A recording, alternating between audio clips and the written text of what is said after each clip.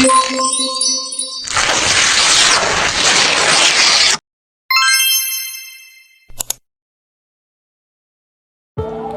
semuanya, Assalamualaikum warahmatullahi wabarakatuh. Perkenalkan, nama saya Elsa Desdramita dengan NIM 22002092. Saya dari Departemen Administrasi Pendidikan, Fakultas Ilmu Pendidikan, Universitas Negeri Padang. Di sini saya akan mempresentasikan atau menjelaskan sebuah materi manajemen humas, yaitu tentang penanganan kasus-kasus kehumasan public relation. Di sini saya bahas pertama, yaitu tentang mengelola komplain pelanggan.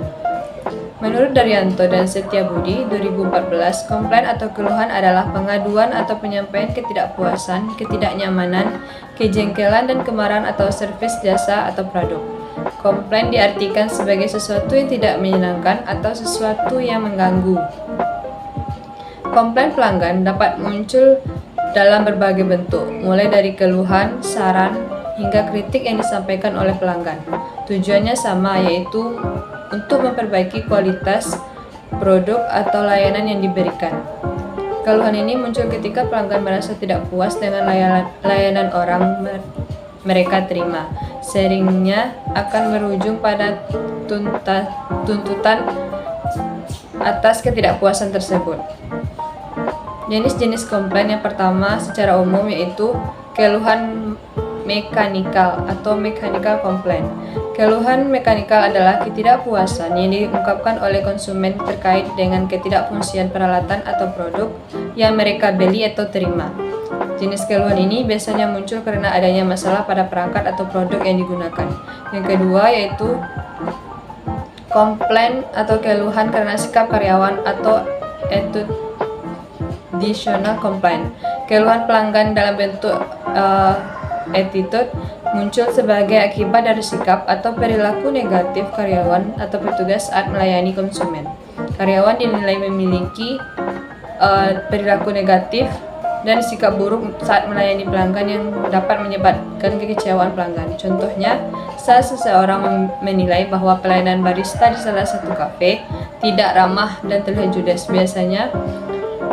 Biasa juga saat seorang kasir ternyata mempersulit proses transaksi konsumen. Selanjutnya, cara mengatasi komplain pelanggan. Pertama, dengarkan dengan seksama. Saat pelanggan mengajukan komplain, dengarkan dengan sabar dan hormati perasaan mereka. Biarkan pelanggan mengekspresikan keluhannya sepenuhnya tanpa interupsi. Yang kedua, bersikap empati.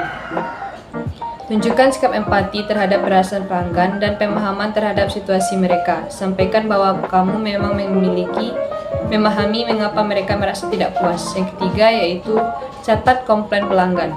Pastikan untuk mencatat detail komplain pelanggan termasuk nama, nomor, kontak, jenis keluhan, dan tanggal. Dokumentasi semua informasi yang diberikan oleh pelanggan. Yang keempat yaitu berikan tanggapan dengan cepat. Tanggapi komplain pelanggan secepat mungkin. Semakin cepat kamu merespon, pastinya akan semakin baik. Yang kelima yaitu lakukan investigasi. Selidiki akar penyebab masalah yang menyebabkan munculnya komplain pelanggan. Libatkan tim yang terkait dengan masalah tersebut. Periksa atau tinjau rekam jejak produk atau layanan berkaitan dengan komplain tersebut. Yang keenam itu tawarkan solusi. Setelah mengetahui penyebab komplain, tawarkan solusi yang sesuai. Diskusikan solusi ini dengan pelanggan secara baik-baik dan pastikan mereka setuju. Yang ketujuh yaitu bertindak cepat. Terapkan solusi yang tepat dengan segera dan pastikan perubahan yang diperlakukan untuk dilakukan. Yang terakhir yaitu berikan kompensasi. Jika ternyata situasinya memerlukan kompensasi, tawarkan kompensasi yang sesuai dan adil kepada pelanggan. Kompensasi ini bisa berupa banyak hal seperti pengembalian uang, diskon, atau pelayanan tambahan. Yang materi kedua yaitu tentang pelayanan prima. Pelayanan prima merupakan terjemahan istilah service excellent yang secara harfiah berarti pelayanan terbaik atau sangat baik. Disebut sangat baik atau terbaik karena sesuai dengan standar pelayanan yang berlaku atau dimiliki instansi pemberian layanan. Menurut Suwiti, dalam pelayanan prima adalah pelayanan yang terbaik yang diberikan kepada pelanggan, baik pelanggan internal maupun eksternal, berdasarkan standar dan prosedur pelayanan. Pada dasarnya, pelayanan prima merupakan rasa peduli yang ditunjukkan oleh perusahaan kepada pelanggan atau produk atau pengguna jasa yang berorientasi pada peningkatan keuntungan atau profit oriented. Sementara untuk organisasi non-profit, seperti lembaga pemerintahan, pelayanan prima merupakan sikap melayani yang ditunjukkan dengan adanya perhatian dan tindakan nyata dengan tujuan untuk memberikan kenyamanan dan rasa aman kepada masyarakat luas. Fungsi pelayanan prima yang pertama yaitu sebagai alat promosi, yang kedua sebagai alat komunikasi, yang ketiga bentuk branding perusahaan, yang keempat yaitu untuk melayani masyarakat. Selanjutnya, manfaat pelayanan prima. Beberapa manfaat yang terdapat jika suatu organisasi memberikan pelayanan prima terhadap pelanggan. Yang pertama, meningkatkan jumlah penjualan. Yang kedua, meningkatkan mutu penjualan. Yang ketiga, memberikan kepuasan terhadap pelanggan. Membangun pelayanan prima. Setiap perusahaan atau organisasi tentu dapat menghadirkan pelayanan prima atau excellent service dalam bisnisnya. Namun demikian penting untuk dapat mengetahui bagaimana agar pelayanan dapat dikatakan sukses. Mengolah kata service menjadi 7 strategi menuju sukses. Yang pertama yaitu self-esteem, memberikan kepuasan pada diri sendiri. Yang kedua, vision atau visi.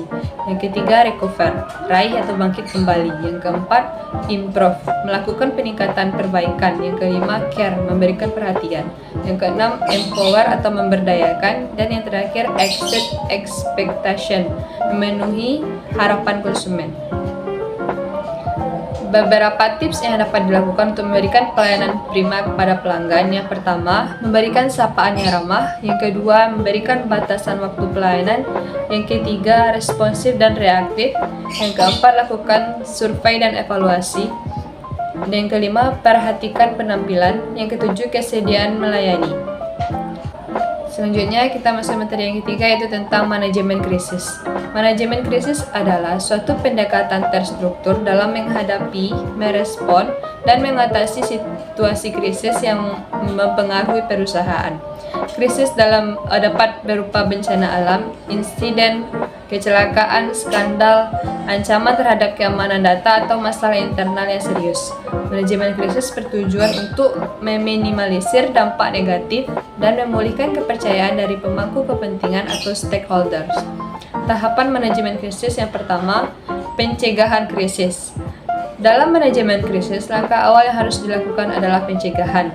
Perusahaan harus bisa mengidentifikasi potensi risiko yang dapat menyebabkan krisis dan merancang strategi pencegahan yang sesuai. Yang kedua yaitu pengendalian. Tahap ini dilakukan ketika krisis sudah sudah terjadi dan mulai menyebar kepada publik. Ketika krisis telah diidentifikasi, langkah selanjutnya adalah mengendalikan situasi agar tidak semakin memburuk dan merespon dengan cepat untuk membatasi kerusakan yang mungkin terjadi. Selanjutnya yaitu proses pengendalian manajemen krisis. Jika krisis sudah terlanjur meletus dan beredar di publik, terdapat serangkaian langkah yang diambil oleh organisasi atau individu yang mengidentifikasi, merespon, mengevaluasi, dan mengatasi krisis dengan efektif. Tahapan yang pertama yaitu perencanaan. Setelah krisis terjadi, tim krisis harus segera mengaktifkan rencana tindakan dan merespon situasi dengan cepat dan tepat. Yang kedua yaitu tahapan pembuatan tim. Perusahaan harus membentuk tim khusus yang bertanggung jawab atas manajemen krisis. Tim ini beranggotakan orang-orang yang memiliki keahlian dan keterampilan khusus dalam menghadapi situasi darurat. Yang ketiga, analisa tingkat kesulitan krisis. Tahap ini melibatkan analisis mendalam mengenai sumber daya dan akar masalah krisis. Yang keempat yaitu komunikasi krisis. Komunikasi yang tepat dan transparan adalah kunci selama krisis. Perusahaan harus menjaga hubungan yang kuat dengan para pemangku kepentingan dan memberikan informasi yang jujur tentang situasi yang dihadapi. Yang terakhir yaitu pemulihan. Setelah situasi krisis terkendali, tahap pemulihan dimulai dan selanjutnya tahap evaluasi. Setelah krisis berakhir, langkah terakhir adalah melakukan evaluasi menyeluruh terhadap krisis dan respon yang diambil.